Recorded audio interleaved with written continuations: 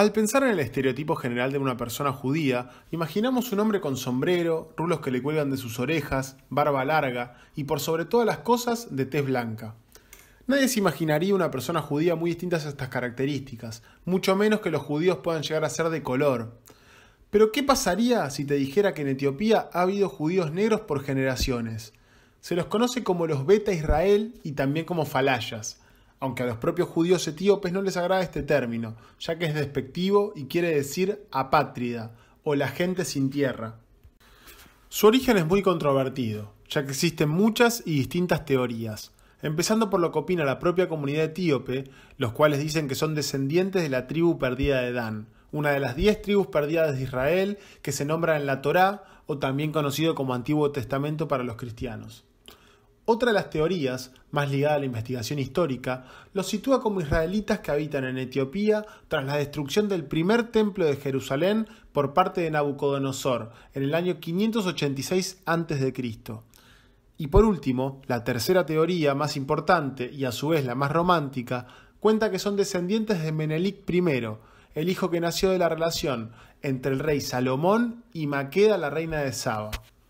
Lo cierto es que sea cual fuere su origen, los Bet Israel o judíos etíopes defendieron y mantuvieron un reino independiente situado en torno al lago Tana desde el siglo IV hasta 1627, durante 13 siglos, practicando las costumbres y religión judía hasta nuestros días por más de 1500 años. A mediados del siglo XX, tras haber estado ocultos a los acontecimientos de Occidente, el recién creado Estado de Israel se interesó por ellos. En los años 70, el Rabinato de Israel emitió resoluciones unánimes que consideraban a los Bet Israel miembros del pueblo judío, pese a que necesitarían un proceso de conversión, ya que sus costumbres no eran exactamente iguales al judaísmo contemporáneo. Posteriormente, ante la situación que vivían en Etiopía, de extrema pobreza, hambruna y guerra civil, Israel decidió llevar a cabo 2 operaciones de transporte masivo para sacar a la mayoría de los Bet Israel y llevarlos al Estado de Israel. La primera, con apoyo de la CIA, se llevó a cabo en 1984 para transportar a miles de judíos etíopes de Sudán a Israel y fue conocida como Operación Moisés. La segunda, la Operación Salomón, sacó en 1991 a 14.324 judíos etíopes, previo al pago de $26 millones al gobierno etíope. En total, los israelíes consiguieron rescatar a 22.000 judíos etíopes.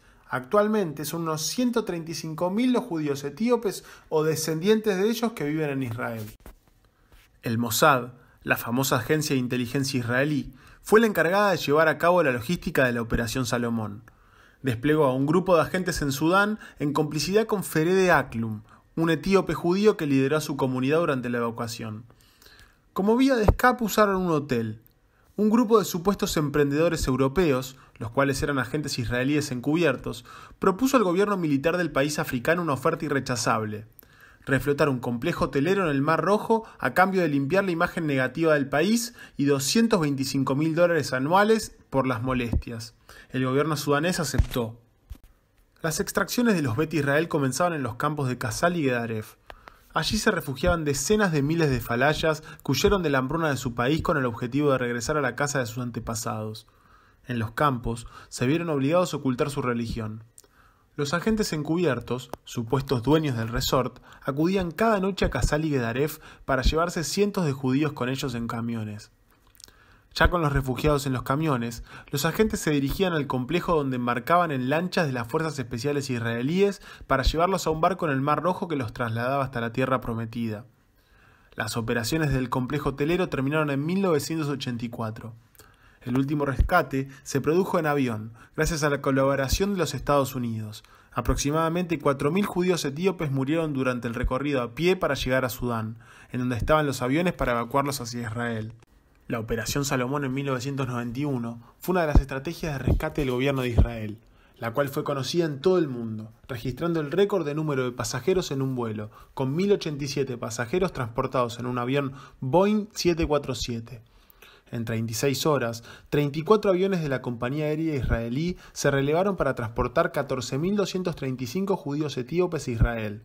Su llegada no estuvo exenta de dificultades. Una vez llegados, sufrieron acusaciones de que no eran judíos y la resistencia a admitirlos como tales por parte de la población más conservadora de Israel. El racismo es moneda corriente contra los judíos etíopes y sus descendientes, ya muchos de ellos nacidos en Israel.